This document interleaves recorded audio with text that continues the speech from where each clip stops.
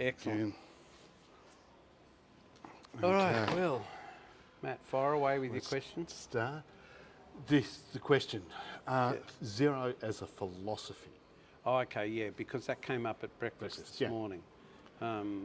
Look, before we start breakfast, I'm just going to give a context for this. So we're in a laneway in Vienna, and it's for a person who's a semiotician who loves semiotics, this is fantastic. And people may not realise, but on either side of this laneway are statues that go back to about the 14th century, and each statue on either entryway is church and state, which is a wonderful context to have this conversation about. Because on zero, you need to realise that zero was not in the realm of thought for Europeans for a long, long time. The concept of zero came from other cultures. So the original, let's go back to the 1st century, the Roman Empire, the most powerful empire. You think of an empire that conquered and owned the lot from Scotland down to Spain, all the way across to Egypt, and then up past Turkey, and you think, that's quite an empire, right? They had no zero. The Romans didn't have zero. The Roman counting system started at 1, then it went to 2, then it went to 3, then it went to 4, 5, 6, etc. Okay, so the Roman counting system had no zero. Even more so, the Christian church also considered zero to be anathema to people of faith. Zero was evil in a sense that zero is also perfection and also infinity. And so any anchoring to infinity means you were anchoring to God. You were using the God concept. So when you talk about infinity and you talk about the everything, you're talking about God. So for the Christian... So it's a religious concept as well as a philosophical.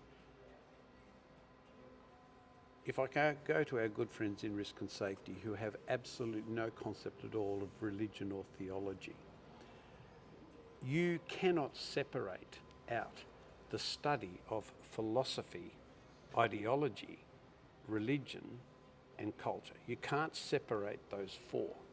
So for example, here we are, you want to understand Austrian culture? Go back to the entry of this laneway, church and state. We've got a statue of Joseph holding the baby Jesus. Well, you're now starting to understand Austrian culture, right? Okay. And European culture as well. And when you go way, way back to the 1st century, you know, well, pre that, of course, the Romans, you need to understand that all of Europe did not know about zero until trade from Europe in the 16th century started going across to the east through the Islamic countries and the Indian cultures, you know, Marco Polo across to China, etc. And then they discovered that there were other civilizations actually used zero as a numeric placeholder. But if we go back to the history of zero, where did it all come from and everything? It was not acceptable within Western European civilization or culture to consider zero as a numeric, because it was always a philosophical concept of infinity. It was always about God. And if you go back, well, here we are in Austria, go to any country in this European region and it's the church. Here we are in Vienna. What dominates the skyline in the centre of Vienna? St. Stephen's Cathedral, right? Yeah. Yep. And in all of the ancient cities, and I don't care whether you're in Spain or France or Germany, I don't care where you are, the city begins at the church and spreads out. So If you want to understand European culture, European philosophy, and you have no concept of religion, I don't know what planet you're on, but you will have no concept at all of zero. Now, I have a lot of people freak, oh, Rob, you've got some problem with zero, you've got a mental health condition, you did. Okay, you want to know why? First of all, most people in risk and safety do not study philosophy, they have no interest in philosophy, they haven't studied philosophy. Most of the people that I know in risk and safety have no concept at all of semiotics, which of course is both philosophical but also graphical and symbolic and so on. You cannot separate those two from religion either. There is no religion without symbology. There is no mythology without symbology. So you can't have a myth without a symbol. And if you want to precede the Romans, let's go back to the Greek Empire before them.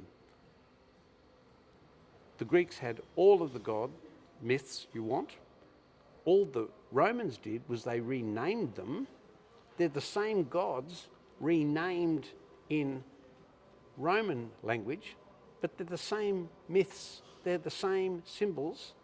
And now you're saying, okay, so how do we understand civilization and culture? I know what the first thing we're going to do. I'm going to write a book on culture and make sure I leave religion out of it. That's what safety does. So here's my book on safety culture, and the most important thing not to discuss is the foundation of anthropology. We're going to make sure we leave that out. And what's more, I'm going to tell you the first rule is don't talk about it, and the second rule is don't talk about it. So don't get me started on zero. You will have no concept of what zero is about unless you know the history of zero, the ideology of zero, the philosophy of zero, and the symbolic and semiotics of zero. Then you might have an inkling of how powerful it is, and most importantly is all of this stuff works in unconscious space. It all affects us unconsciously. Here's another thing safety doesn't know. Did you know TV advertising doesn't work? That's why everyone spends billions of dollars on it. They know that advertising is a medium that triggers the unconscious. It's only in risk and safety they don't know that zero triggers the unconscious. Yeah. Anyway, so you asked me on zero, I think we've gone too long. We could do these in series. We could do 1, 2, 3 if you like and have a series on zero. Yeah. How long did this one go for? Well, we'll have a quick look. Just stop it. Just stop it. Stop it. Cool.